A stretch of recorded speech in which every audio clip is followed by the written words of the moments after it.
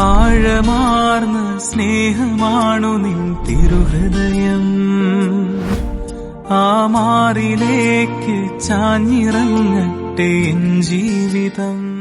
പ്രിയരെ, ബൈബിളിൽ യോഹന്നാന്റെ പുസ്തകത്തിൽ 8-ാം അധ്യായത്തിൽ വ്യഭിചാരത്തിൽ പിടിക്കപ്പെടുന്ന സ്ത്രീയോട് ക്ഷമിക്കുന്ന ഈശോയെ നാം കണ്ടുമുട്ടുന്നു. ഇത് ഹൃദയമുള്ള ഒരു വ്യക്തിക്ക് സാധിക്കുന്ന കാര്യമാണ്. നമ്മുടെ ജീവിതത്തിലേക്ക് നമുക്ക് വരാം. നിസ്സാരമായ കാര്യങ്ങളുടെ പേരിലായിരിക്കും നമ്മൾ മറ്റുള്ളവരെ കുറ്റപ്പെടുത്തുന്നതും അപവാദങ്ങൾ പറഞ്ഞുണ്ടാക്കുന്നതും. അങ്ങനെ മാറ്റി നിർത്തുവാൻ 1000 കാരണങ്ങൾ നാം കണ്ടുപിടിക്കുന്നത്. ഹൃദയമുള്ള വ്യക്തികൾ ഈശോയെപ്പോലെ, ഈശോയുടെ പ്രവൃത്തികൾ പോലെ ചെയ്യുന്നതാണ് നല്ല ഹൃദയത്തിൻ്റെ സവിശേഷത.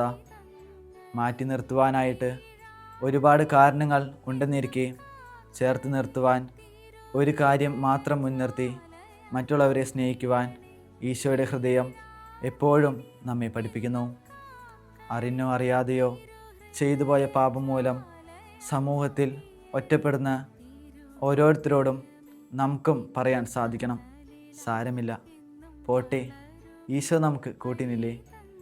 ഈ ഒരു ചൈതന്യത്തോടു കൂടി കുറവുകളെ നോക്കാതെ കുറവുകളുടെ അപ്പുറത്ത് അവനെ സ്നേഹിക്കുന്ന കർത്താവുണ്ടെന്നും അവനെ സ്നേഹിക്കുന്ന അതേ കർത്താവ് എന്നെയും ആഴമായി സ്നേഹിക്കുന്നുണ്ട് എന്ന ബോധ്യത്തോടു കൂടി എല്ലാവരെയും ചേർത്ത് നിർത്തുവാൻ പോന്ന ഈശോയുടെ തിരുഹൃദയത്തിൻ്റെ മനോഭാവം ഞങ്ങളിലും വളർത്തണമേ എന്ന് ഈശോയോട് നമുക്ക് പ്രാർത്ഥിക്കാം.